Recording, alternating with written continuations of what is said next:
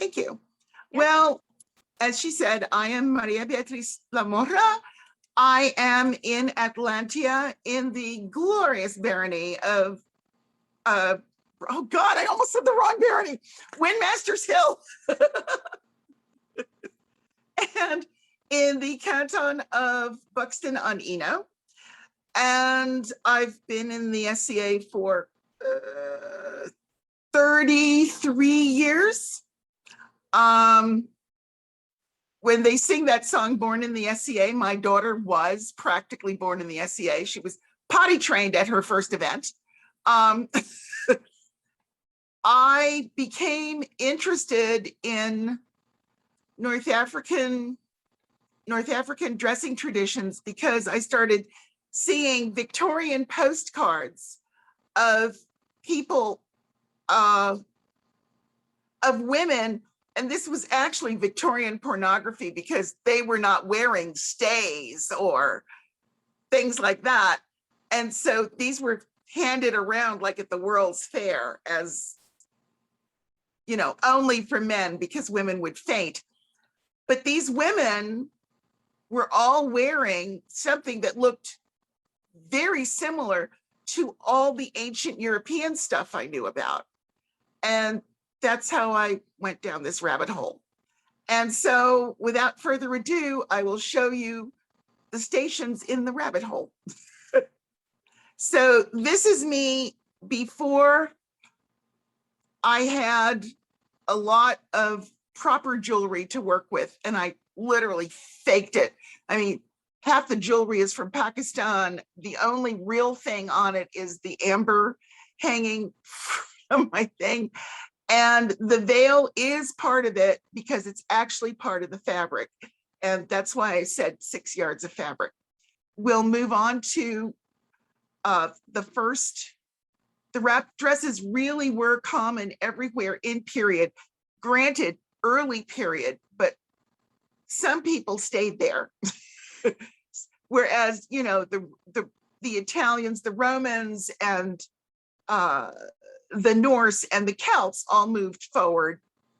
The North Africans didn't.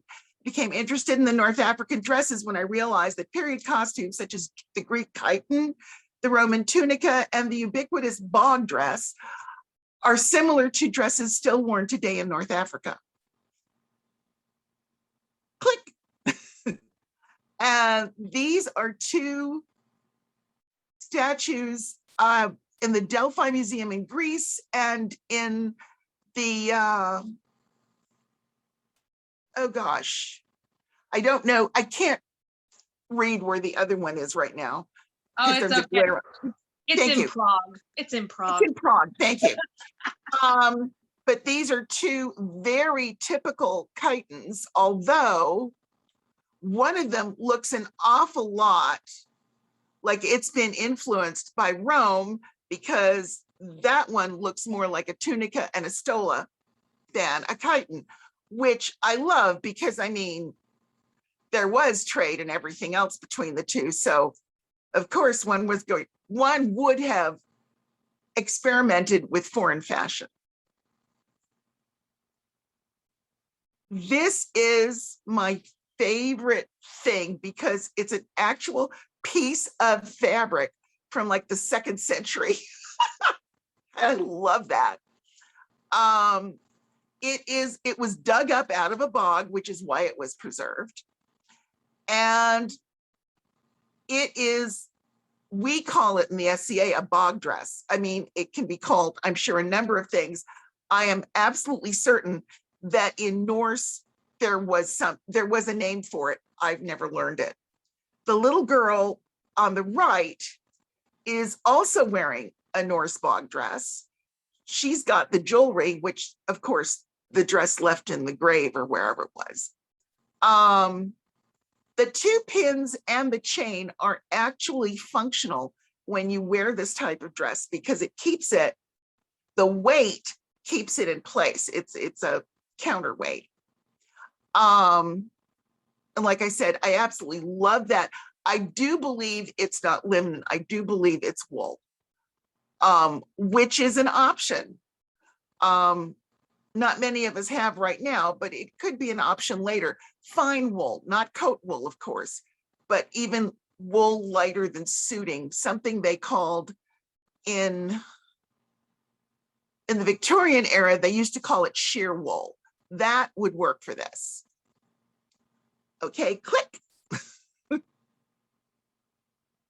This video is showing first, it will show first a bog dress and then a chiton.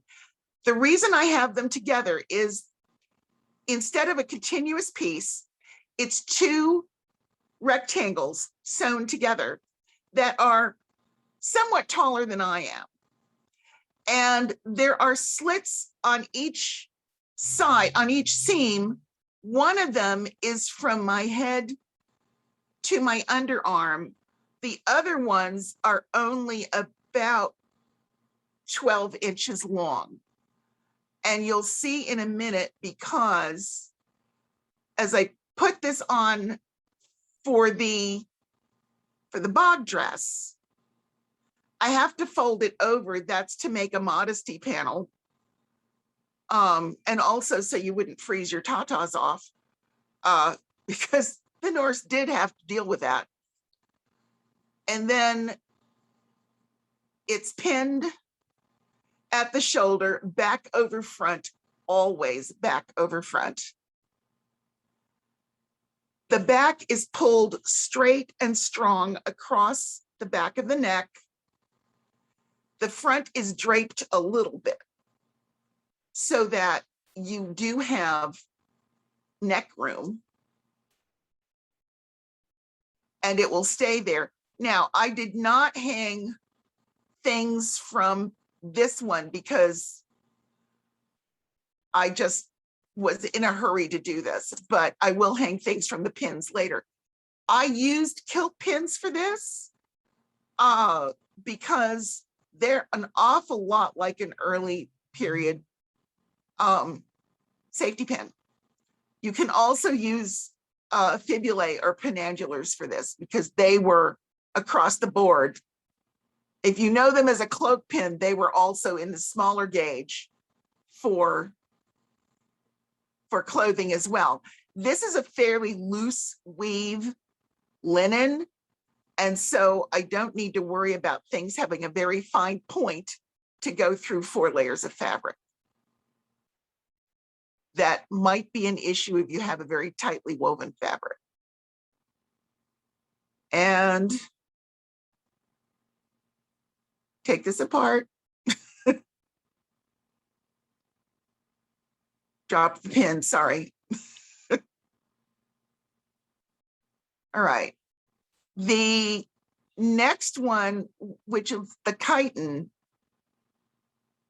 is turned, I turned it over so that the long slits were at my legs, not at the top, because the chiton can be folded over, but a lot of times it's not.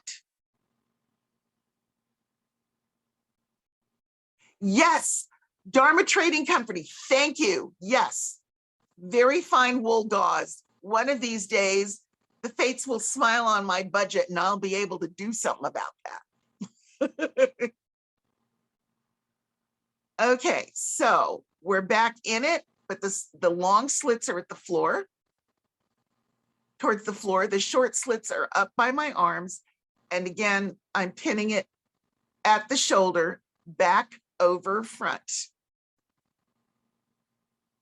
And that is, and you put the pin in sideways. You don't put it in up and down because it will, the tension and the weight will pull it over.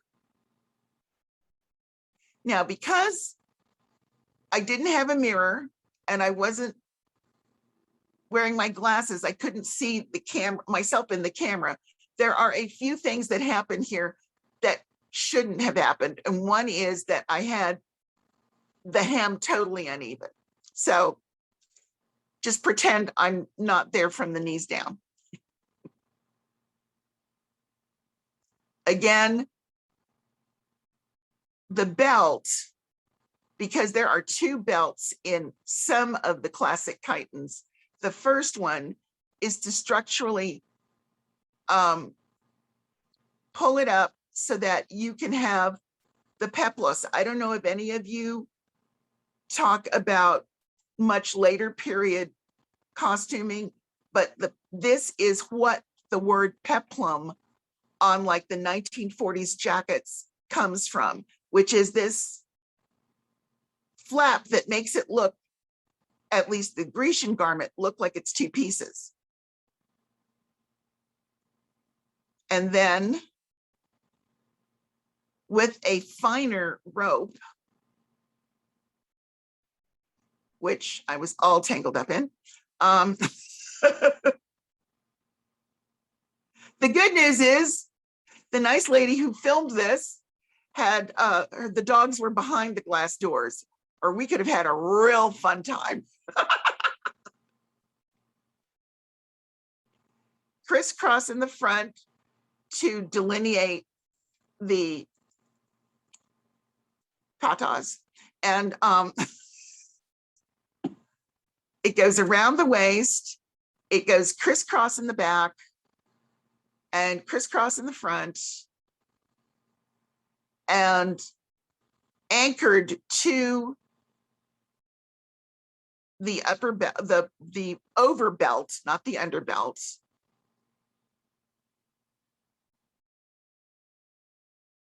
And I was trying to see myself as a reflection in the garden door at that point.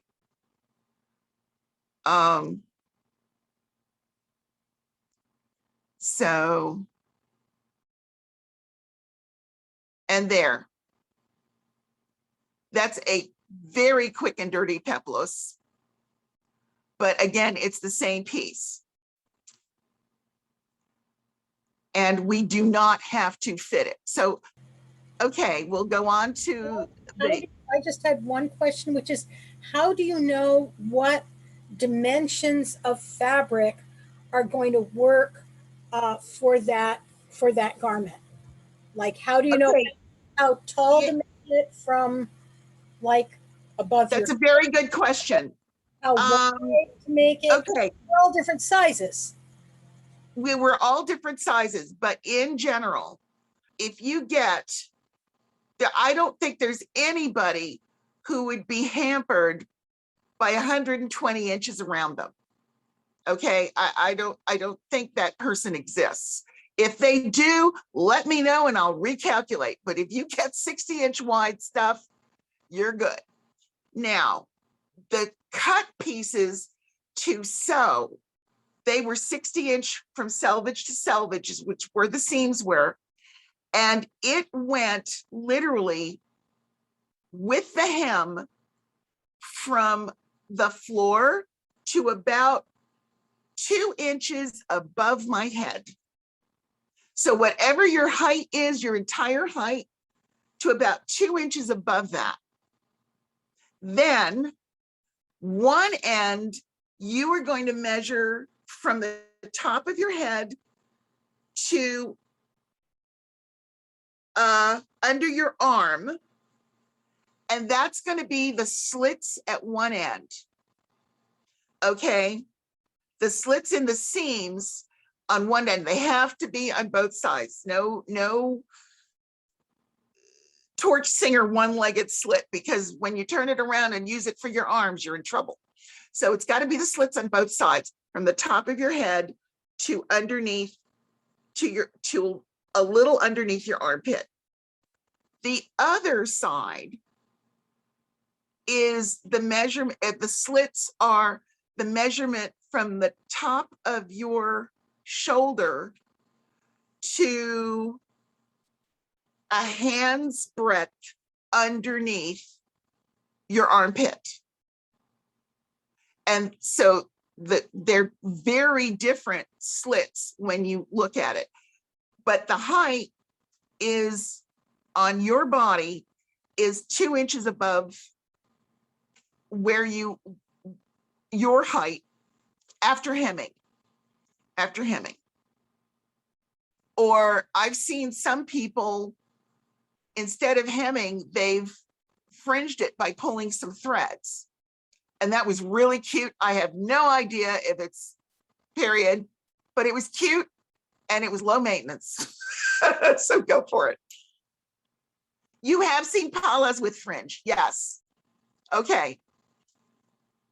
Super. Okay, we'll move on quickly to the tunica and stola. The tunica was the underneath. The stola was the over piece. Sometimes it was draped. Sometimes it was like a jumper. But it was usually an overdress, kind of an over piece covering. It was very much like the chiton. The differences were so tiny.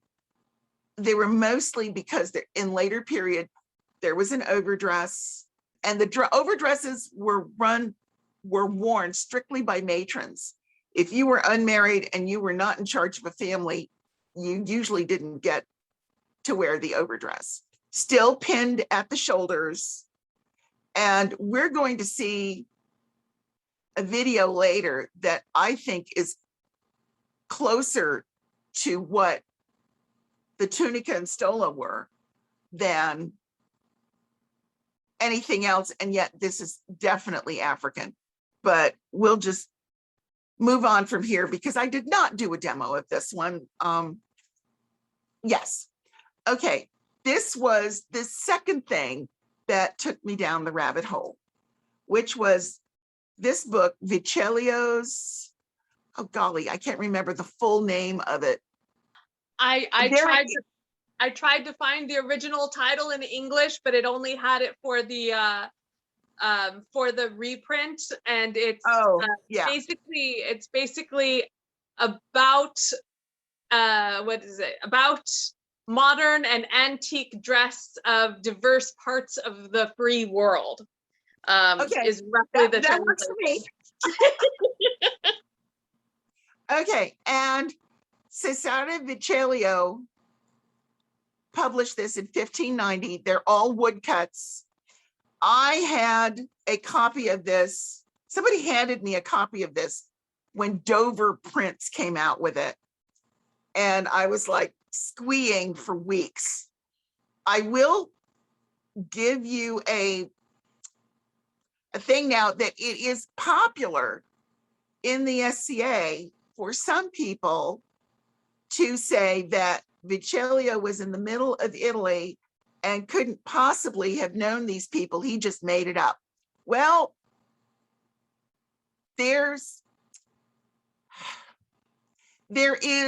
you can't say that possibly about further out in Asia, but Italy's on the Mediterranean and North Africa's like right across the pond, and people were going back and forth. They knew them. All right. And if you look at this face, this is definitely not an Italian face. If you look at the way her hair is coiffed or wrapped, I was told, oh, well, that had to be a hat because it sticks out instead of hangs down. No. If you will, for a second, look at my hair wrapped. I don't know if we can put me on camera for a second. All right, I do not have a frame underneath this. This is, my hair is underneath this. It does not hang down, not without serious intervention from mechanics of all kinds. Trust me, if all you do is wrap a scarf or a net over it, it's gonna stand. That's all there is to it.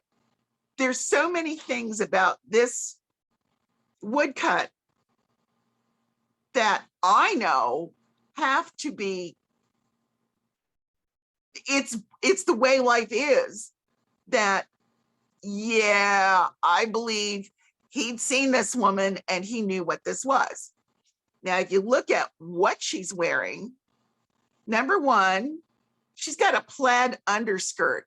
I am fascinated with that. And it's not really a plaid, it's more like a tattersall. Whoa, cool. Yes, I apologize. I just didn't want to interrupt the class.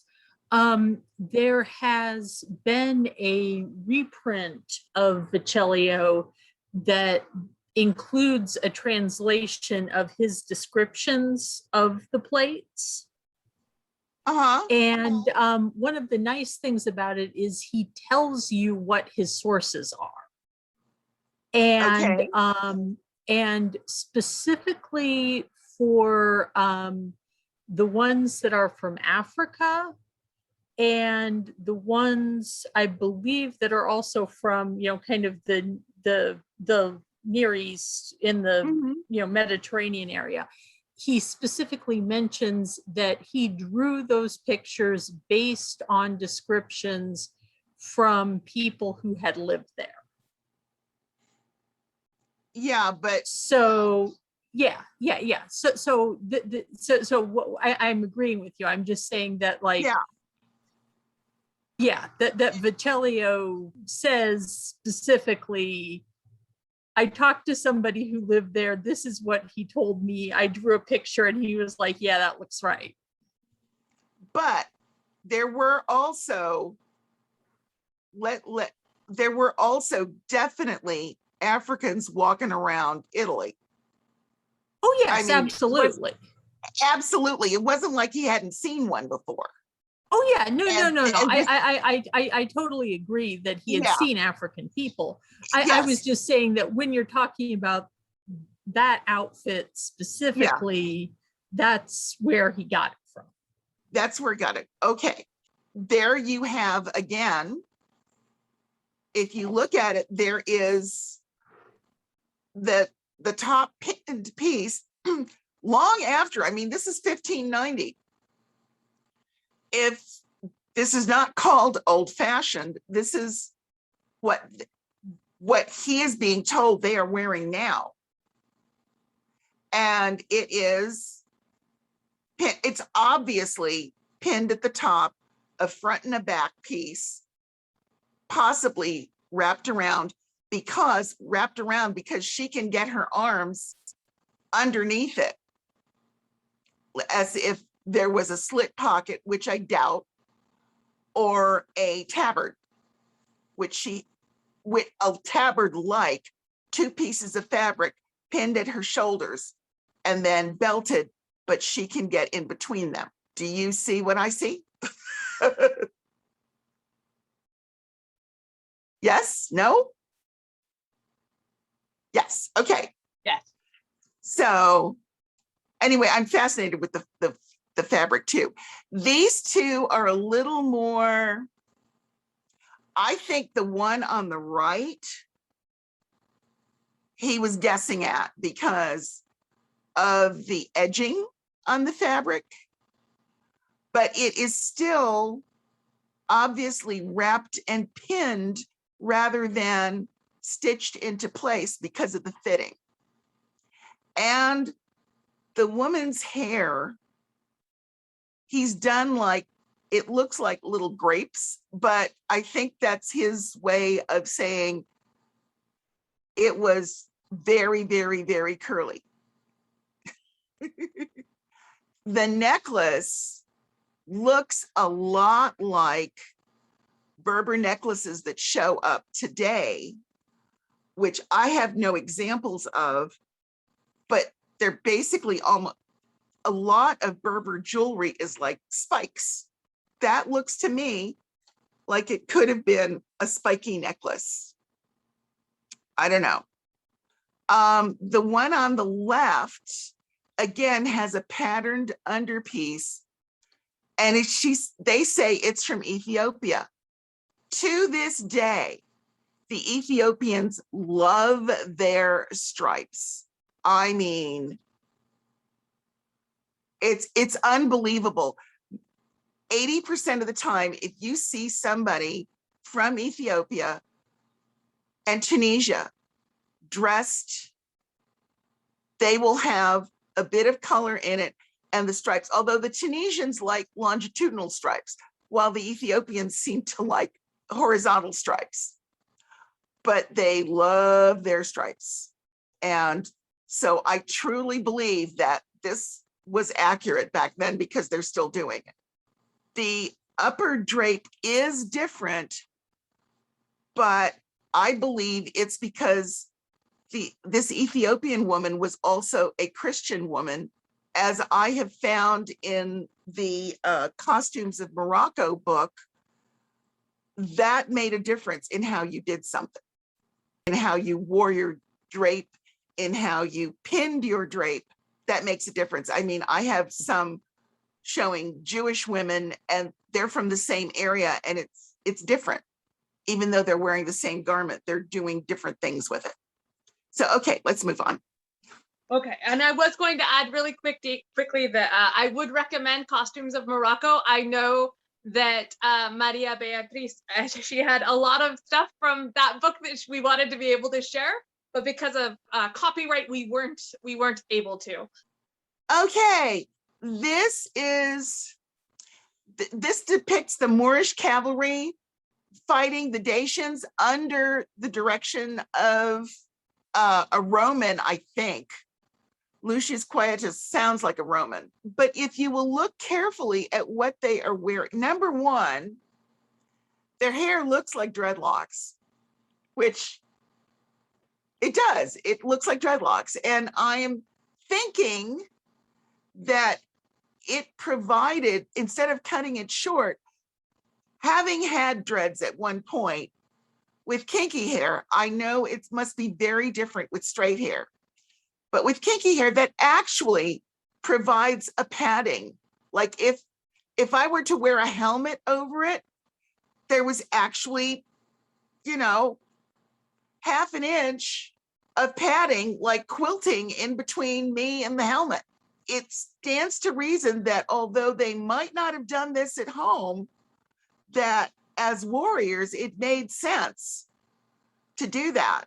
And also, if you will look at what they're wearing, there again, it is draped and obviously fastened at the shoulders. One guy looks like he might be belted.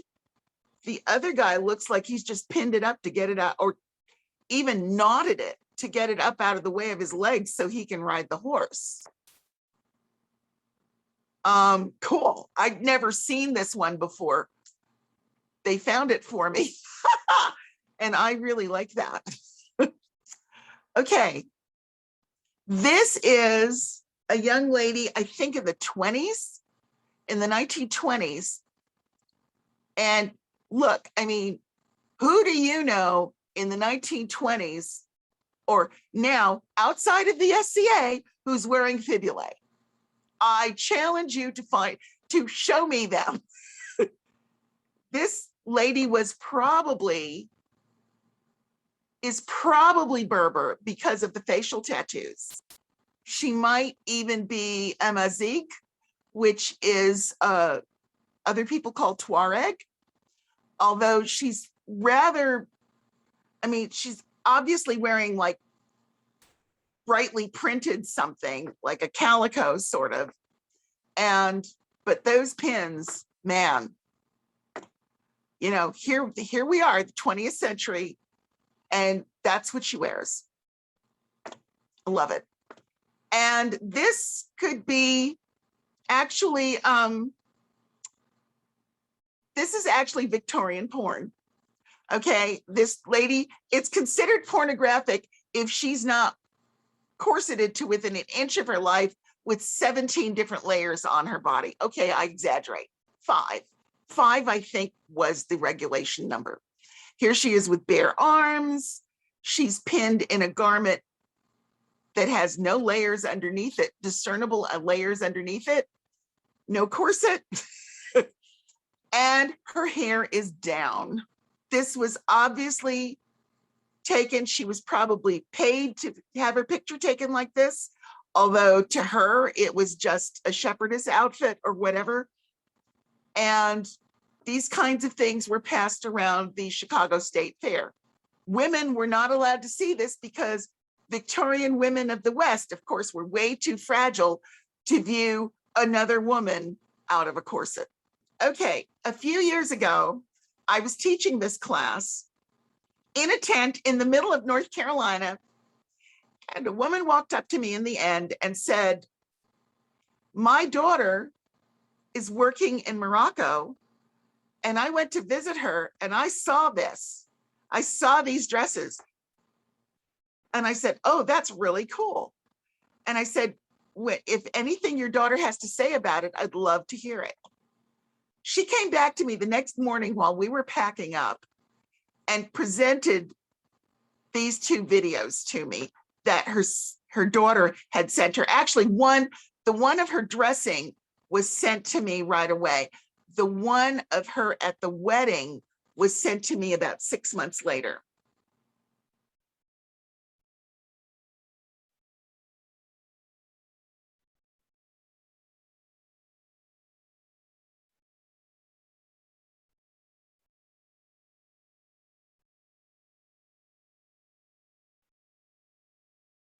If you'll notice, her fabric has that stripe along the end. It's because her fabric is 2 loom widths, and then they were stitched together and the trim was run along the seam that joins the 2 pieces together so that she's got one wide long piece.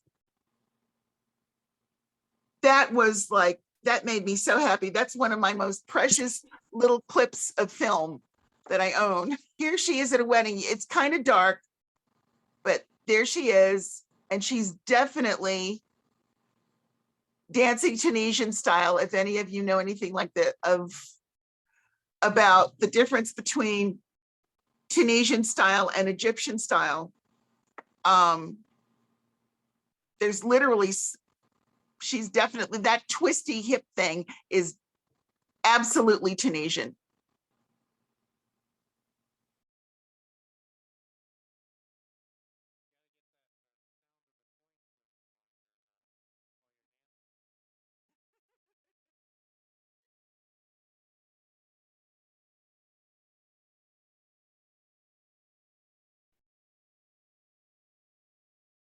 I just love this. And there's another woman who was dancing with her who's not belted like she is, but who's also wearing one. Amelia.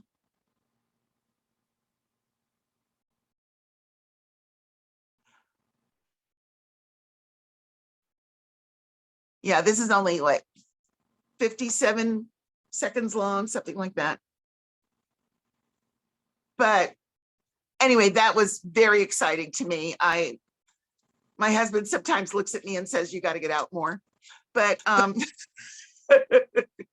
we move on to a little bit of the do-it-yourself part. So in order to wrap most of these, at least 6 yards of soft fabric, the one I'm wearing right now, I've done with 7 yards because I'm so bloody tall. The last couple of things that go up and over instead of around are really impacted by my height. So I've got 7 yards, but if there's anybody else in here who's 6 feet tall, I would suggest 7 instead of 6. Preferably linen or cotton, because you can get those in finer grades, and the pins especially are so serious that the looser the weave, the easier it is to do, because otherwise you're like chunking holes in it. 60 inches wide if you're over like 5'3". If you're 5'3" or shorter, I've seen some people have success with a sari, which is 45 inches wide, approximately. 45 inches wide is almost shoulder to ankle on a person like below 5'3". So they can usually get some really fun stuff out of a sari. But as you've seen so far, everything is going from the shoulders instead of from the waist. At least 3 to 4 yards of woven trim or rope because I know your waist is only a certain, but you need to wrap it around a couple of times and then still have something to hang down. No stretch or give to it, because otherwise it's not going to hold your garment in place. Wider is better. And on occasion, I've used thick cotton upholstery rope for filling piping. In fact, in my class at Penzic, I give out yards of that stuff. I found a big thing of it once, and I'm still not even halfway through it. I give it away at all my classes. Okay, let's move on. You will need some kind of pins. Regular safety pins ain't gonna cut it, all right? Pennanular brooches are good. From the fabric store, you can sometimes find the kilt or skirt pins, which look like giant safety pins, 3-4 inches long, and they're a very heavy gauge wire. They're all bent out of one piece. Or, well, fibulae, again, pennanulars. Or you could use turtle brooches. And then a tunic, an under tunic is usable. Okay, on the right are Roman safety pins, which are bent out of one piece of wire and hammered a little bit and definitely sharpened. On the left is a pennanular or a fibula. And these are some more. I love the one with the really, really, really, really, really sharp pin, but you got to be careful when you do that, that you pin it with the pin going towards the center of your chest and not up towards your chin or out towards your shoulders. I make these mistakes so you don't have to. The pins in the middle on the hand, oh, that's my hand. Okay. The pin in the middle on my hand is, those are kilt pins. And those are perfectly acceptable, not only because they will do the job, but afterwards, when we talk about suspending jewelry, weighted jewelry from them, they won't open and drop your jewelry and stick you. And then on the far side, I believe are turtle brooches, the Norse turtle brooches. They also sometimes can be found in the North African stuff. I haven't seen too many examples of them, but they can be found, and I know why. It's because the Norse influenced that somewhere during the line. The Norse were coming back and forth to Africa. It was, there's known records of Vikings looking so incredibly odd and scary that chiefs and sultans would hire them as just to stand next to their thrones as bodyguards, because they were so weird looking, nobody was going to cross them. Oh, these, the pins to the right are definitely Moroccan, and they're actually not as big as they could be. These are only about 4 or 5 inches. And I've seen them up to like 8 inches big, so that by the time you've got them both on, you look like you're armored. I mean, they're really fantastic. I've seen door knockers made out of, when they can only find one, they turn it around and use the pennanular and make it into a door knocker. Really cool. The middle is smaller fibulae also. And then the one on the right, they're more delicate because the Tunisians usually use finer fabric, and their fibulae are smaller, lighter weight, but they still have the weighted chain across it to keep it in place. I have a set 2, not quite like that, but I have a set 2 of Tunisian ones. Okay, next. Oh, okay. Before we go any further, does anybody have any questions about the jewelry or anything else we've seen so far? So I know the Tunisian one has the set with the chain, and we don't have any other pictures with the strands in the middle. Can you talk a little bit about the bead strands that usually sit between the they on the can- North African version? They can either be, well, I think they were obvious in the two old pictures, the one from the 20s. And it's less codified outside of Tunisia. It could be beads. It could be a woman's dowry with corns hanging off of it. It could be all of that. It could be what they call African trade beads, which are lumps of glass with holes in the middle. And they basically, you know, I mean, glass was invented where there was a lot of sand. So they're not terribly fancy. They're definitely not Italian lamp work, but they are glass beads. And then amber is also quite popular.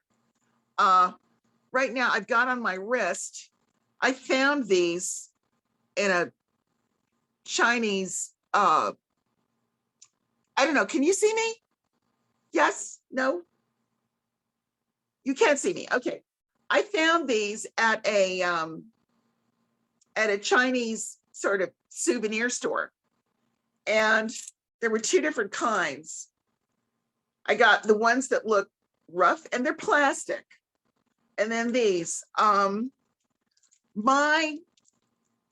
sometime in the near future, I'm taking these apart to make strands to hang from my fibulae, because I once had some beautiful amber big enough to choke a horse, but that is no longer in my life. So I'm gonna fake it. I think each of these bracelets was like $3.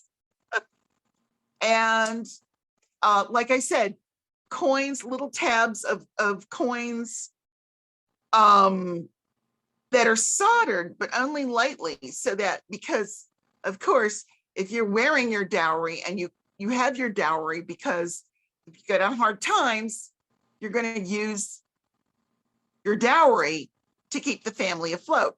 So, and I actually have, do I have it here? This is Afghani, but I'm using it today as this actually is missing one or two on the side. And I have one with bigger coins where during Desert Storm, I happened to know the woman who wore the other one.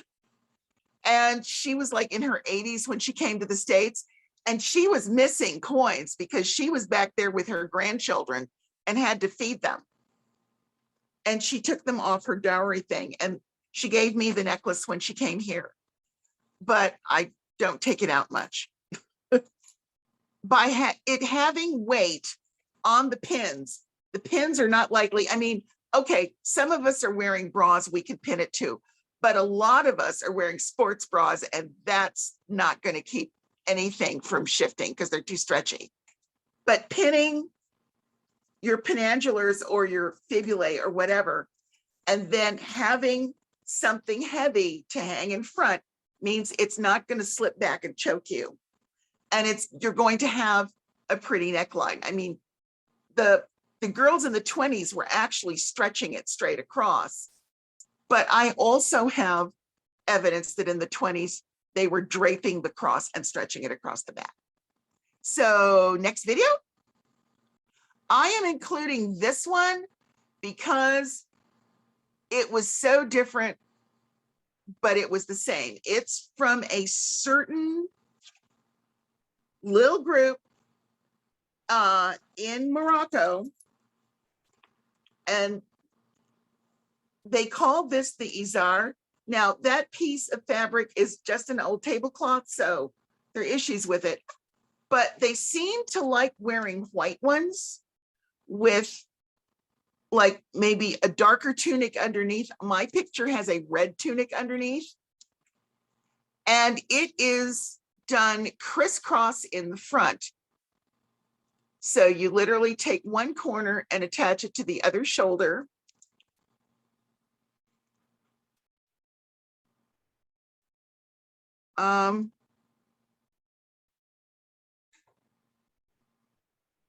It took me a minute.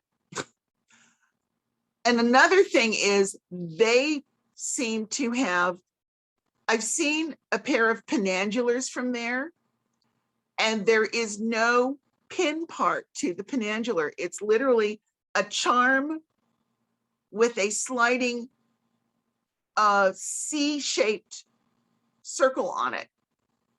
And that's because they take pebbles and wrap them in the corner up there where they want to attach them. There are two pebbles, and then they wrap either string or this wire C around it to keep them together. And that is how they fasten them. They don't run a pin through it. I'm running a pin through it because I wasn't going searching for rocks at that point. And I've got the V too high. The V actually is lower, and they don't seem to put a belt on it either because they don't need one at that point. And they're from the Atlas Mountains, and I have to look for the word again because I can't remember it. I believe it's Todra, spelled Todra, yeah. Todrah. Yes, the Todra is, I think, yes. A hell Todra. I have yet to figure out exactly where in Morocco that is.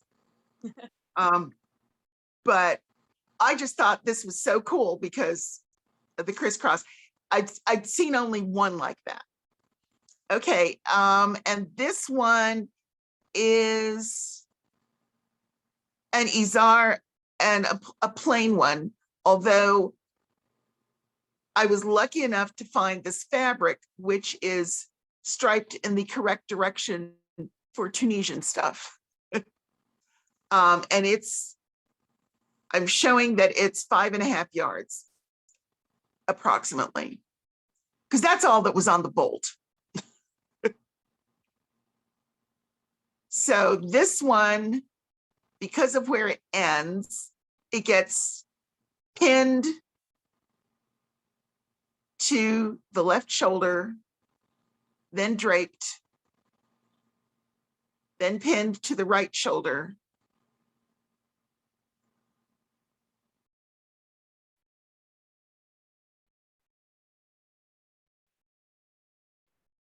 Then goes around the back, leaving a drape under the arm. Don't take it like snugly under the arm.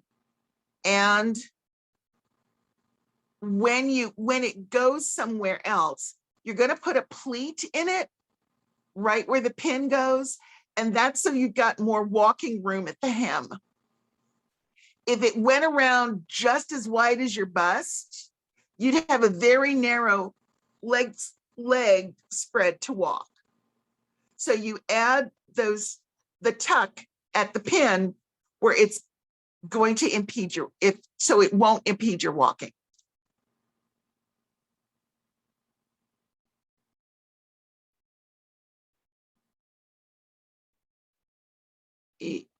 And straight across the neck and attached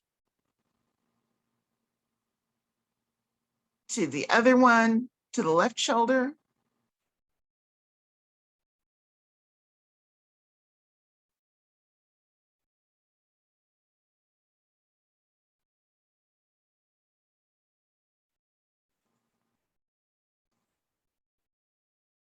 By the way, for anyone who is looking for striped fabric that goes selvage to selvage instead of lengthwise. The term for that is called railroaded, a railroaded stripe to go selvage to selvage in the industry anyway.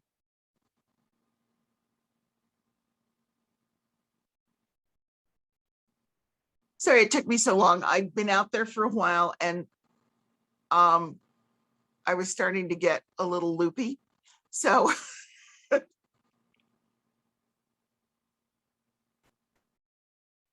then to fold it over to make the front again. So it's really only overlapping once in the front, so that even though it doesn't show, there's actually a little scissor action going when you walk so that it will not bind your legs.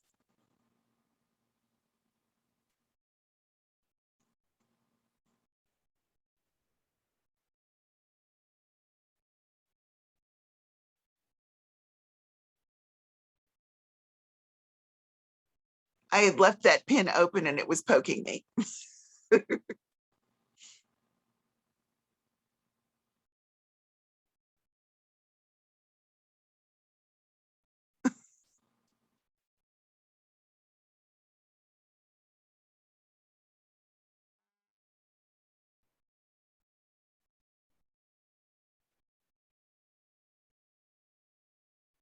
And then when I took it out to fix it, I dropped the fabric that was supposed to be in the pin. So that's why it's taking so long. I make these mistakes so you don't have to. I'm a full service teacher.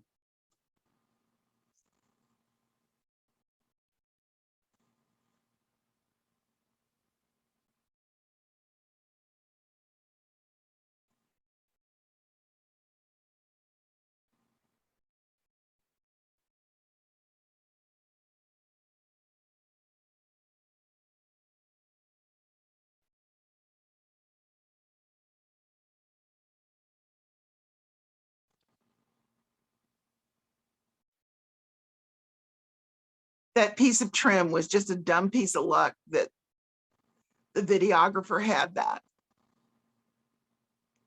And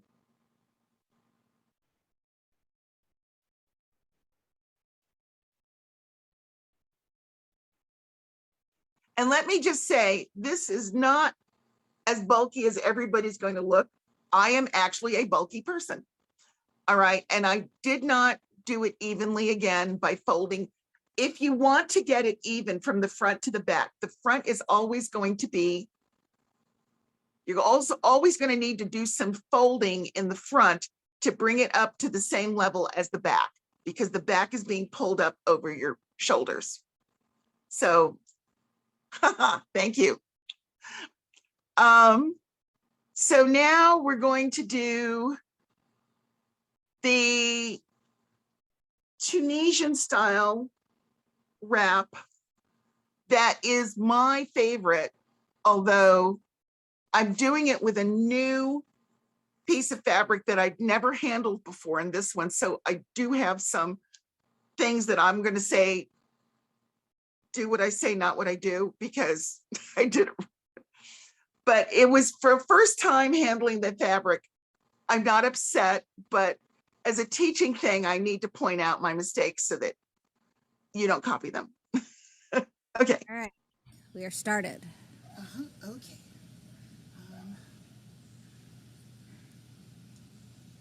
So on this one, because it goes around, it has to go, it can't stop at the front. It has to go around again.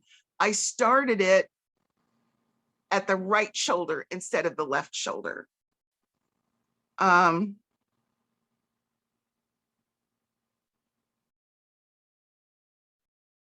And I am using the kilt pins on this because my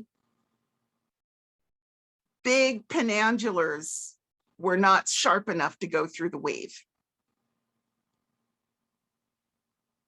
Although I kind of fixed that later by just attaching the penandulars to the safety pins, because I'm not proud.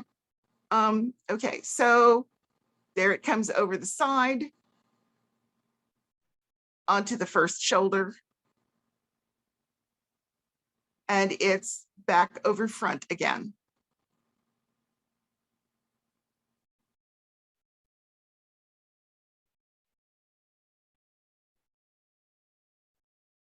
Straight across the neck so it will not shift.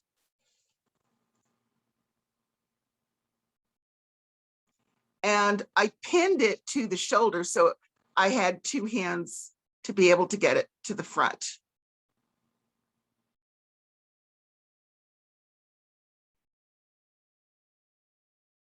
Usually, by the way, this particular wrap is done in a stripe. Or indigo, I mean, so dark it looks black. And I will discuss the Tuareg dyeing with indigo later, because that's kind of different and interesting. But I realized that on camera, it's very hard to see stuff if it's dark. So that's why I didn't use it. Okay, and I put the pleat in the left shoulder in the left pin as I went past. Now here is where I blew it, because when I put it back up with the pleat in it, I didn't catch the end underneath that had already been there, and that messed me up for the rest of the time. I was tripping over it and everything else. Don't do that. Get all your layers.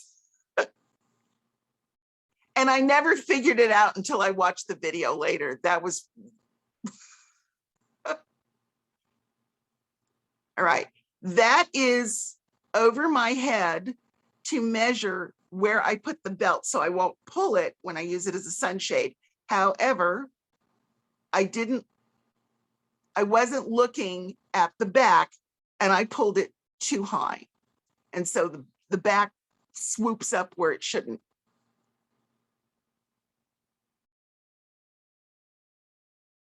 But since I'm wearing a long tunic underneath it, I'm not showing any bits I shouldn't.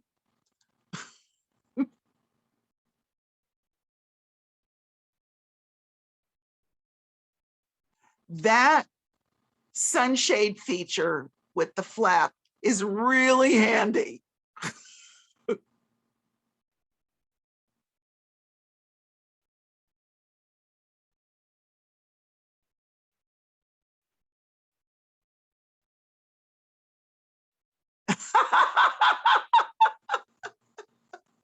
Among other things.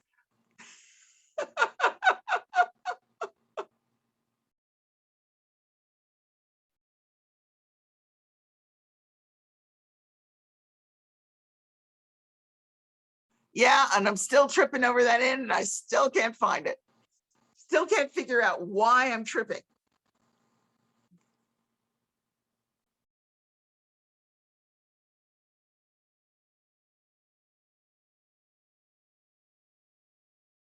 Now, this looks extremely bulky on me, but let me remind you that I am a very bulky person.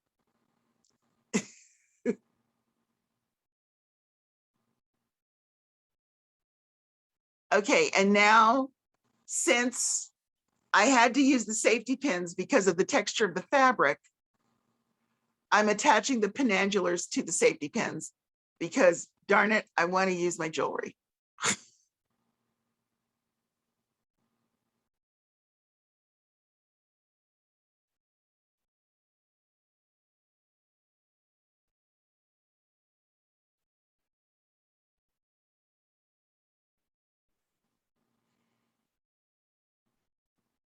And for reasons of health, I was starting to like fail. So she brought me a chair so I could finish doing it because I couldn't stand anymore and do my pins.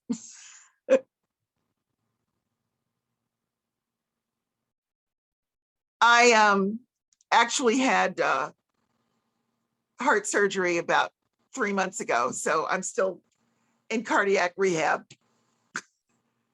So excuse me for bailing out like that.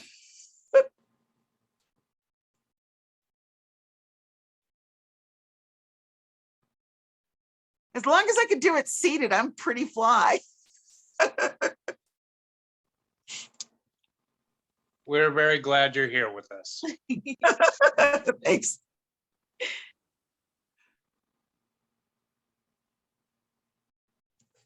Yeah, I had just reached my limit there, but I do get the pins done and I can stand back up afterwards.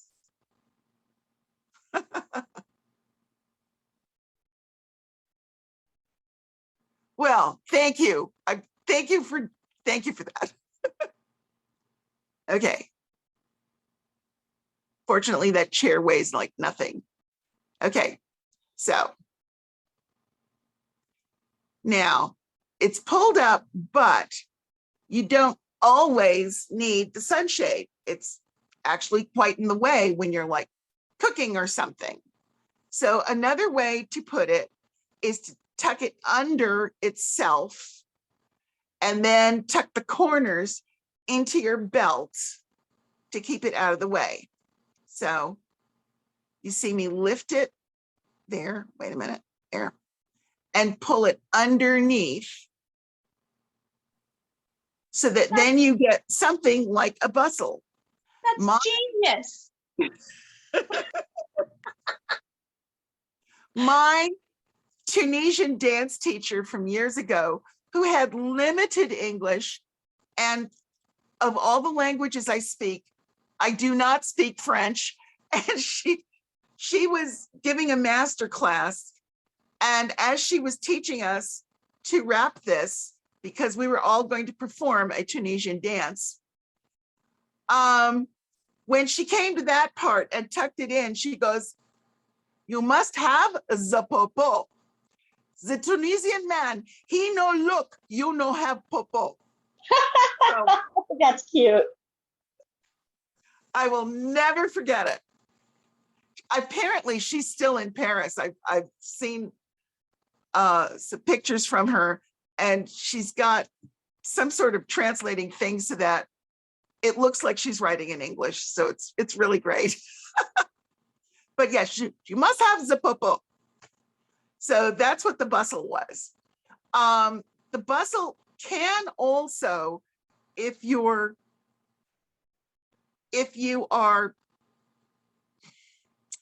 need it, you can also, if your belt is tight enough, pull it up instead of under, pull it up and tie it tightly around your waist and use it to transport things. It can also become like a backpack, except it's a butt pack. Fanny pack. That's what it is. It can also do that. I had one young lady who didn't want it up over her head, but whose shoulders were getting burned. She was wearing it without an under tunic, which is fine. People do that. She took the two corners, brought them up over her shoulders, and tucked them behind the pins so that she had little cap sleeves on her shoulders. Looked very cute. And who's to say somebody didn't do that? I mean, how long is the overwrap for this one? Again, it's, if you have 6 yards, it's what's ever left over after you've gone around yourself 1.5 times. Then you put the edge on your head and let it drop down. Put the belt around it, and then you can keep the top part on your head or do the other flap. I do it better with 7 yards than with 6 because I'm 6 feet tall. And I need that extra yard to be able to do it without pulling. But if you're like 5'9", you can definitely do it with 6. what I am wearing at the moment is very similar. It's from the Atlas Mountains. It's not from, and I don't know where I could stand where you could see it, but they do not do the flap. Let me see if I can. They do not do the flap. They do simply a round, belt it, and then the leftover, and this is with 7 yards, the leftover can, oops, be brought up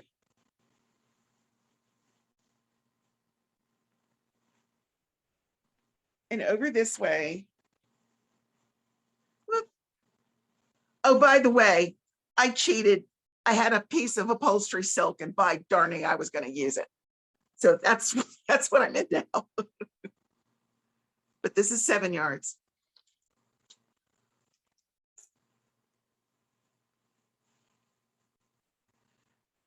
And then you could do it that way. And this is coming straight up from my wrist as opposed to from behind me. But again, it's wrapped 1.5 times around before it goes up and over. And like I said, I love the sunshade. This, because it's coming up and over from the waist, you can actually get it to keep your arm from getting burned. So there's this one. And yes, it's plaid. Yes, it's plaid silk.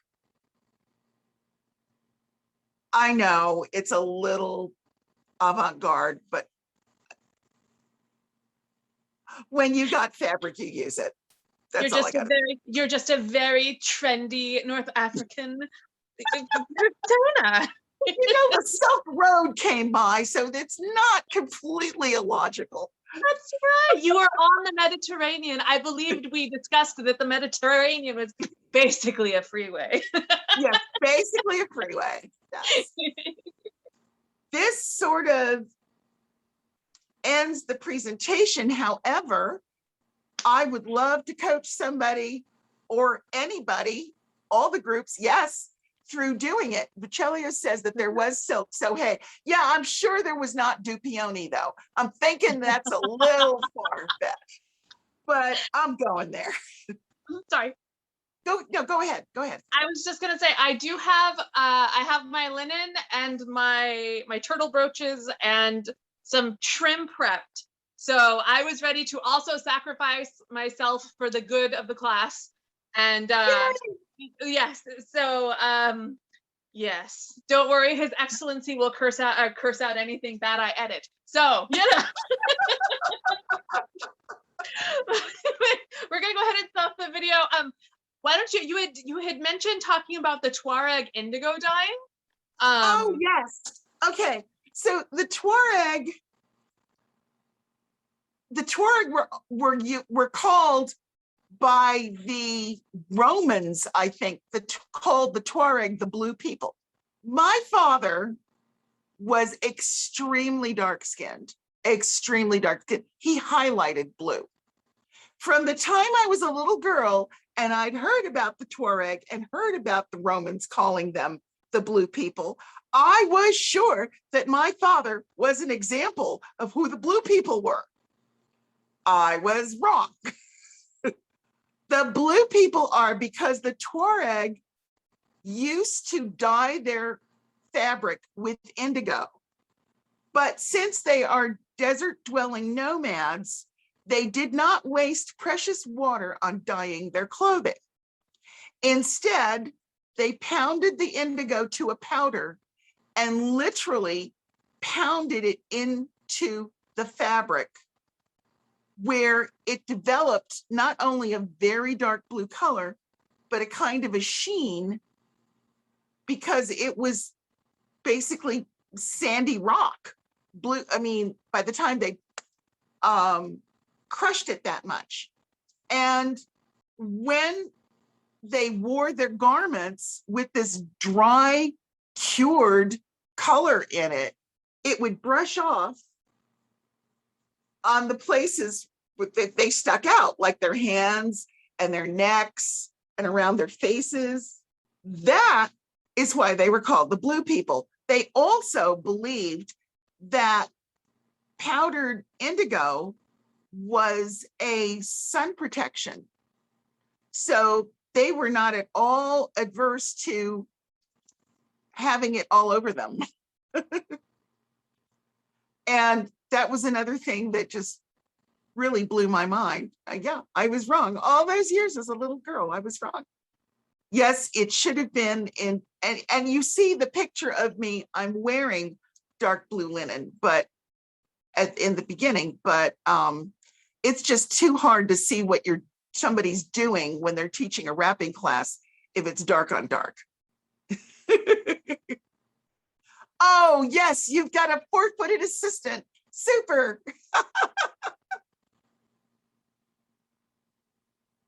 Oh, you're welcome. You're welcome.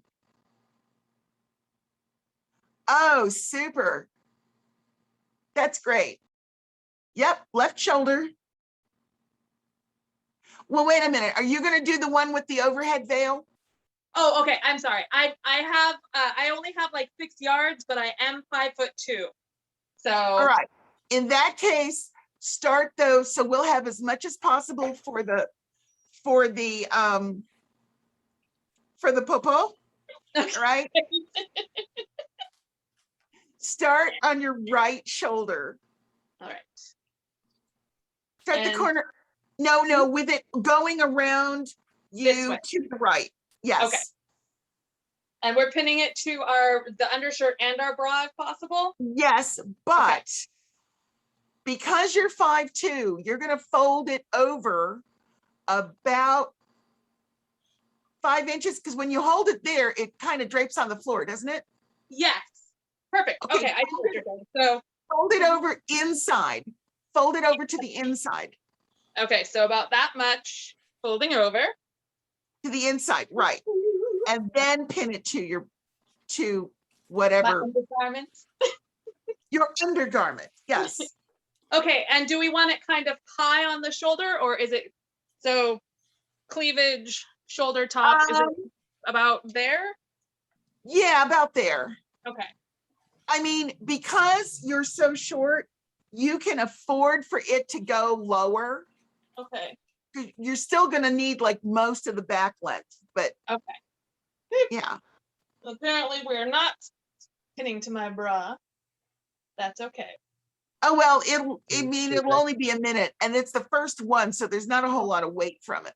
All right. So I have then this, and you said like a nice drape, like, Except when, yes, a nice big flap like that. However, when you go around from the back, you will not have the fold that you had in the front to keep it from under your feet. Because from the back up over your shoulder okay. is longer than your front to the floor. Oh yeah. So do I need to continue remembering that fold? No, you need to pull it out and get the selvage. Okay. Like Get the that? selvage, and now pin the selvage to the corner that you've already pinned. Back over front. That's correct. See, I volunteered for this. So this way, Don't by the pull time it- we hit Don't pull September, it quite so tight. Don't Oh, pull okay. it quite so tight. Let it bag under your arms a little bit, because otherwise you're so going to more be, than that? yeah, that's good. Okay. That's good.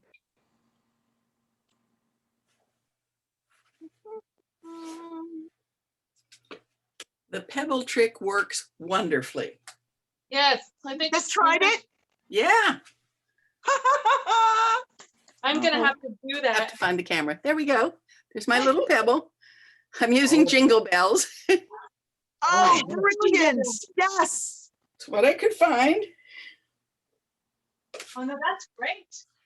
Oh, Yes. Okay. Now around to the left and around again, around under your arm. Okay. Yes, pin it there so you as a place marker. Pin the back as a place marker, because you're still going to have to take a tuck in the front. Oh, So you're going to okay. have to mess with it for a little bit. Okay. And make sure it's straight across your neck, that there's not a whole lot of give. Sorry, I'm also watching Molly. This is so cool, Molly, Pin myself. that you were the first person I've had who's gone for the pebbles. So do we That- have, how did you, so you used the pebbles and then was it a rubber band? You can use a rubber band. I think they had like what looked like a half Yeah. finished penandular, and that Okay. it went around them, and it was like a C-shaped piece of jewelry. But you can also just wrap it in thread. Wrap the knot in thread. I'll practice with that as well. That's a I really just good put it option. around the safety pin. Yeah. Oh, there you go. Hot Okay. patootie. Oh, that's really cool. 'Cause that's what I had handy. That is awesome. Brilliant. Yes, I am gonna be do so much believe more comfortable this often summer. I know, me too. Oh, But I yeah. need more. Yeah. I figure so if I do this now and I keep practicing, we have a coronet in September that I'll be sitting in court, and I'm looking forward to my fancy new garb. I'm planning on fighter practice Tuesday. Oh, there you go. Oh, yeah. I have not been out before. It'll be my first time out in over a year. Oh, nice. Oh, well, you're going to look stunning. Ximena, are you folding the front under? Oh, yes. So I have, yeah. So I was Yeah, folding the okay, whole. good. Yeah. And you need to put a tuck. Oh, yes. Which I failed to do on, okay. So when you say All tuck, right, so- because that's all right. That was the first one. You can get away with it. okay. And so the tuck is usually just like an inch, maybe 2. No, it's more like 4. Okay, so kind of, am I in focus? So kind of like, Yeah. Okay. Yeah. I mean, if it's a finger length in, that's good. okay. Okay.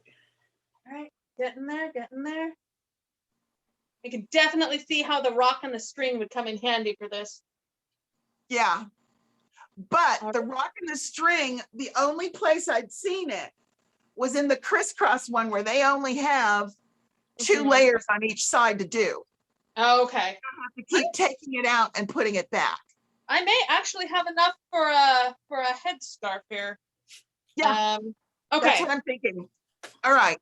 Now you're Because gonna I'm short. I know. drape it a little bit, Okay. and then make a tuck in that shoulder. Okay. Go. How much? How much Yes. shape? Yes. More cleavage. His Excellency is terrible at helping me with my clothing. Yeah. He's a guy. Right. You know, he speaks an entirely different fashion language than we do. It's okay. Oh, sister, the truth that you are speaking without even knowing it. Oh, no. I'm married to a sports broadcaster. Trust right. me. That's right. Hey, wait a minute. So at one time We in my even- life, I was a single We even have a father. We even have a different language for colors, okay? What No. I No, call no. burnt orange, he calls Texas tan, all right? Here, let me show you His Excellency's incensed face here. There. Is it there? There. So at one time in my life, I was a single father raising a Precocious child. precocious child. And I never wanted to hear, "Oh, I'm sorry, your father dressed you." So that child was well matched and well dressed for the first, well, until she got into school age. And then No, I started laying her dressers. no. Frankly, it wasn't until she got a stepmother, and then I would dress her, and we would show up to family functions, and people would be like, "Oh, your daddy must have dressed you," and I'd be like, "No, I'm like, no, that was "No." me." I protested before we left. Okay. Anyway, now that you're done saying horrible things about me, okay. So now, you will go under your arm again, but this time not fasten it. Okay. And you'll take the two corners of the rest of the fabric. Okay. So kind of like that. Yes, exactly. And put it back on your head so it'll droop back a little bit. Okay. Yes. Okay, like that. Washed, but not edged. Sorry. Yeah, nothing only the pink one was in that video was edged. Nothing else was. Okay, now you're going to get your belt. Okay. And tie it around your natural waist fairly firmly. Oh boy, my natural waist. No, it doesn't have to go around double. Oh, okay. Just the once. Okay. Yes. And yes, this is my natural waist. It's a tragedy, and I know it. You know, mine keeps getting higher and higher the older I get. I was actually long-waisted once. Yeah, I've always been short-waisted with a bust. So, okay, and I'm just gonna do a tie in it because I'm afraid to not. Yeah, that's fine. Okay, so like that. All right, yes. And now you push it back to where you can actually see. Okay. Oh, so, all right. There you go. Excellent. I can't see. Focus how even am I? And now, if you like cooking or something, or you want to tuck it away, you take the two corners, Okay. go underneath, and let the edge come under so that you're going to get a fold rather than just an open pocket, and tuck them in your waist.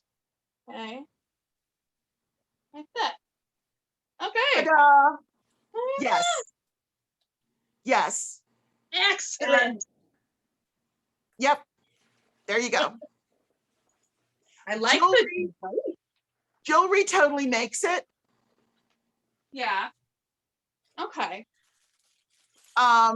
If you had even 2 strands of beads or heavy silver or something in between, that would be perfect. Okay. And You've got it. excellent. Well, And thank you. Earrings can be faked by attaching bracelets to a hairband or a scarf right by your ears. That is excellent. And then the other added advantage is if you have a scarf tied, then you can you can drape the veil over and put a pin in so it doesn't have to be tight to stay in place. Okay. That's awesome. We had been discussing before the class started that my ears are not actually pierced.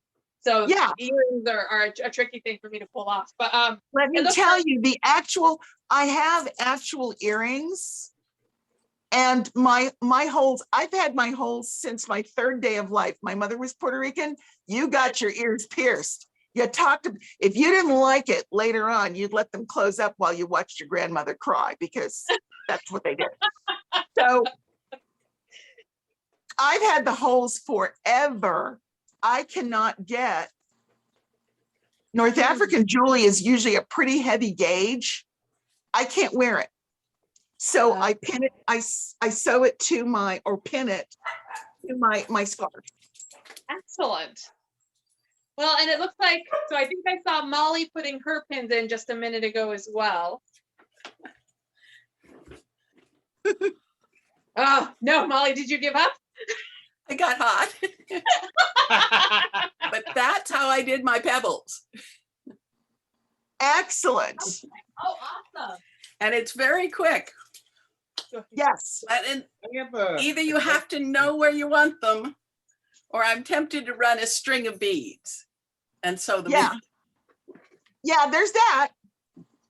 There's that. I mean, waste out. Well, there's so many things, especially when you have a man drawing women's clothing. There's so many questions that aren't going to be answered because he doesn't wear it. So he's not going to be able to give you the practical side of it. But by observing it, I mean, there is no way somebody didn't do that. There is no way there aren't 15 more ways to wrap than we know of. Because, like, okay, there is a book about saris from India. I don't know if you've seen it, but there's two French women who toured India for, like, I don't know, 4 years. They went to every last backwater they could find. And they looked for the oldest woman in the village and they said, okay, before all this crazy one shape of sari fits all, what did you do in this village? Because every village, it was like doing the hustle of the 70s. Every block had a different one. Well, it was that way in India with saris. If it's that way in India with saris, and you know, complete with a different dialect, and they'd come to one village and they'd go, oh yeah, old lady so-and-so used to wear that. We don't do that anymore, but old lady so-and-so passed away 2 weeks ago. We don't know what she did. And they'd go find her best friend who says, well, I think she did this. And there's like, what, 200 different ways to wrap a sari documented in this book. I cannot believe that it's not the same thing with the Izar and the Melia. And you go across North Africa and they've got different names for it, but it's still a wrapped piece that looks a heck of a lot like a bog dress or a tunica or a chiton. You know, they weren't all reading Vogue. So it was like, okay, well, you know, that's what we do. That's what we do over here for whatever reason, which is why the crisscross one I found so interesting, because that was really innovative. I have a question. So do we have an idea of what fabrics they were using, or what colors of fabrics, or were they? I am going to say first and foremost, what was available was linen. There was cotton in North Africa from way back, although it seems that that was only for the rich. But linen was there, but primarily animal fiber, like goat wool or camel hair. And even today, when you see the Bedouins with the robes and the shawls and even the headdresses, those are very often a very, very fine wool. Camel hair. There's a, oh golly, where is it? There's a quote from a book and I can't think of it now. I mean, I can't think of the book now, but it was, you know, the one thing they had was camels and sand, especially if you were a nomad. You couldn't stay around long enough to grow plant fiber to weave your fabric, but you had camels and those darn things shed a lot. So basically you had a renewable resource and people walked along spinning with a drop spindle. They wove with a belt loom because that didn't involve packing it up and taking it to another place. And anybody who's seen like a heddle loom knows how inconvenient it is. Strapping it to the back of a camel probably is not going to work. But a belt loom hanging off of something, including you, that will work. There was silk. There was silk on the Silk Road, and a lot of the nomads knew the Silk Road well and were trading with people there too. But I'm thinking silk was not the first thing that they used. I can't believe camel hair wasn't, because it still is one of the primary fibers. Halima commented and said, I've spun camel undercoat and it's beautiful stuff. So yeah, it's I believe it is still considered a luxury fiber. So amongst Well, spinners. not if all you have is camels. I can tell you. Well, They're one of the richest kingdoms like in the world was on the West African, West Africa. Okay. I forget. I think it was don't look at me. Guyana. Okay. So it was like when Alfred the Great was doing great in England. He was running armies of like 10,000 people. That king was running an army around 200,000 people. So, and it was like one of the richest gold, had some of the deepest gold mines like in the world. I think even now they're ranked, the king is ranked like on the richest people ever to have existed. So, I mean, a lot of money and commerce was, passing through there. Yeah. Yeah, but then again, that was a city. They weren't nomads. Yes, but So they were they in have to travel. place. They were in place to be able to receive the silk. They were in place to be able to grow the fibers that produce the cellulose that they, whereas nomads had camels and they took them with them. They didn't have to wait for a field that they were going to leave the next day. Yes, but the merchants had to travel through the Berber lands. Clovis actually made a very interesting comment during the class, because we grew up in Pentecostal households, or not Pentecostal, Protestant households, and the Christmas pageants, you always have Mary in a tea tunic, and during one of the videos, Clovis was like, "I wonder, I bet that this is much more like what Mary would have been wearing then." Actually, because Mary was not in North Africa, because she was in Palestine and all that. Chances are they were doing something closer to a tea tunic with this wrapped over it. Or at least, because usually there would have been a tunic underneath, at least. Okay. Mm-hmm. She would not have been, especially as a Jewish woman, she would not have been bare armed. True. Oh, so much more like the Tunisian lady with the long sleeve tunic underneath. Okay. Yeah. But yes, I actually got called in once too. There was somebody who knew me from the SCA who was costuming the Christmas pageant for her Unitarian Universalist church. And she called, they had the three wise women, not the three kings. And of course, Is this old Catholic girl proud? Let me tell you. And she called me in to dress the three wise women. Very nice. That was loads of fun. But in general, there's actually a tea tunic shape that is pretty much the minimal wastage cutting pattern for tea tunics. I don't know if you know that one, but it's pretty much rectangles and triangles and put them together and all of a sudden you've got curves.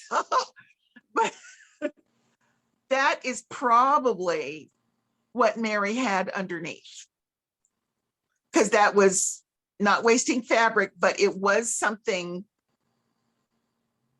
to keep her. Now, there is one other way of doing this that I didn't cover because I didn't have a drawing of my own and nobody else had permission, gave me permission to use it. Where you take like the Tunisian lady, or maybe even like the bog dress. It's much, much wider, but you take, again, the 60-inch selvage and you have it wrist to wrist or a little bit more. So it's practically as wide as you are tall. And you do little bitty, I've got little bitty penandulars like this big. So you did, or the Roman safety pins, you did them like maybe every 6 inches. And so it looked like it had batwing sleeves. And the thing that's so popular, the cold shoulder, where you got, I hate those, but so, and then you belted it. So you had to flop it up a little bit so that your arms wouldn't be bound, but it looked like it had long sleeves. Yeah, And I it was, one of the statues had those.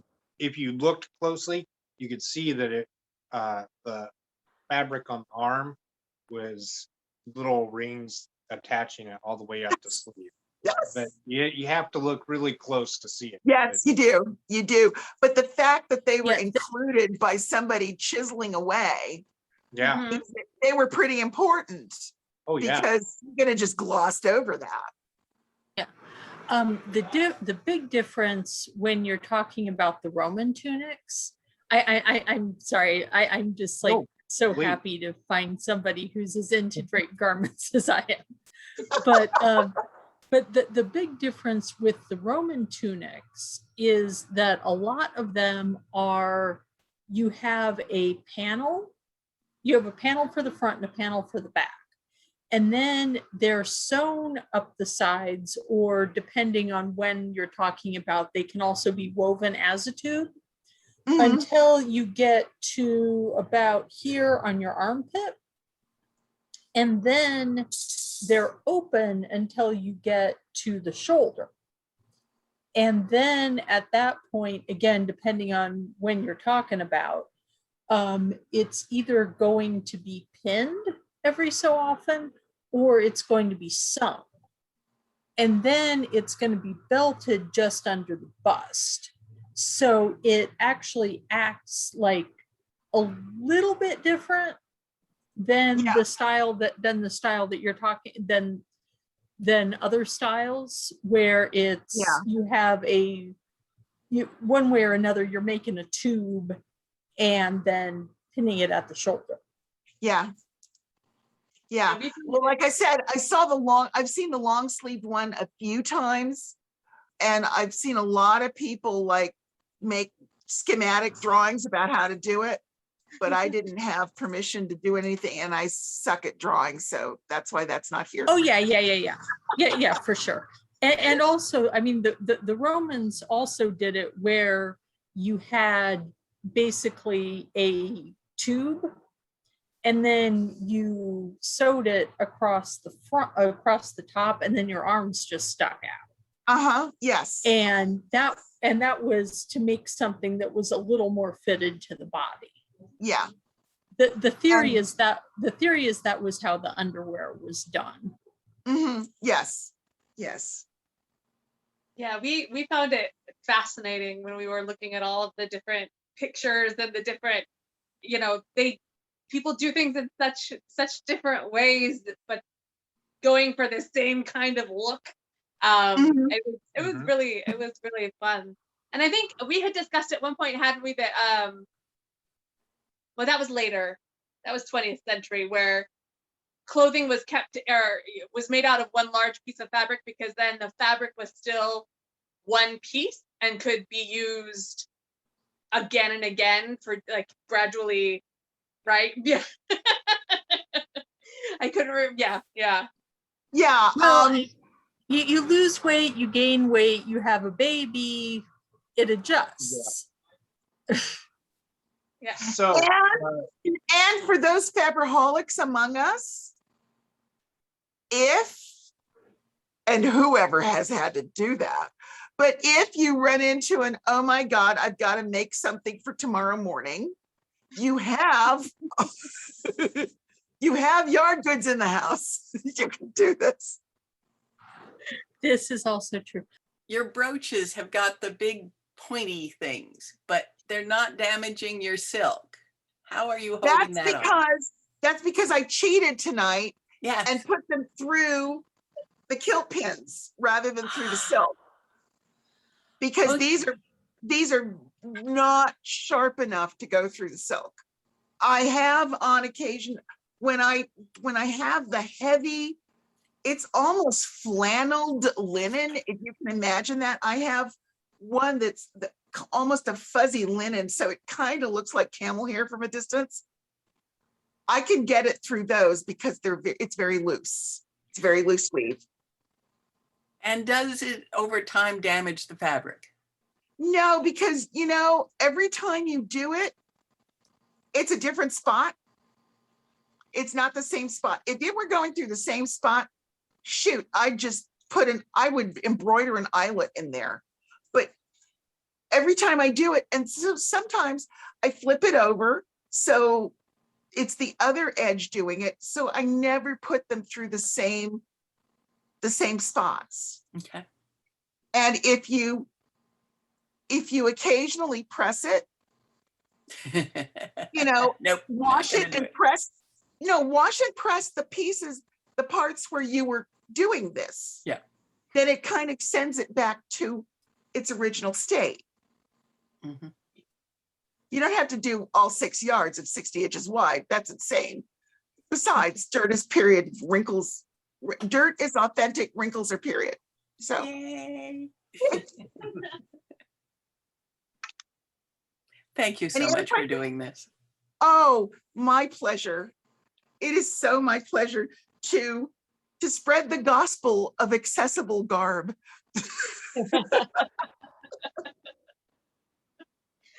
It's been a delight having you. I know we've been looking forward to this class for quite a while. So yeah, we love having different garb and seeing how very small the world actually is. Yes, yes, yes, yes, how very small the world is. I mean, the whole reason I used to teach just the African stuff, and that's fine. But I was going to explode if I didn't start doing the comparisons. I couldn't hold it in anymore. And now that more people are comfortable with more variation and more variety in the worldview, I can actually open my mouth and do that without getting, well, not too much. I mean, there are a couple of people who've been in my classes who all but screamed heresy, but other than that, it's only been a couple. All Well, right, thank you very much. And I'm Thank going you. to end the recording now. But that doesn't mean he's going to make us stop talking.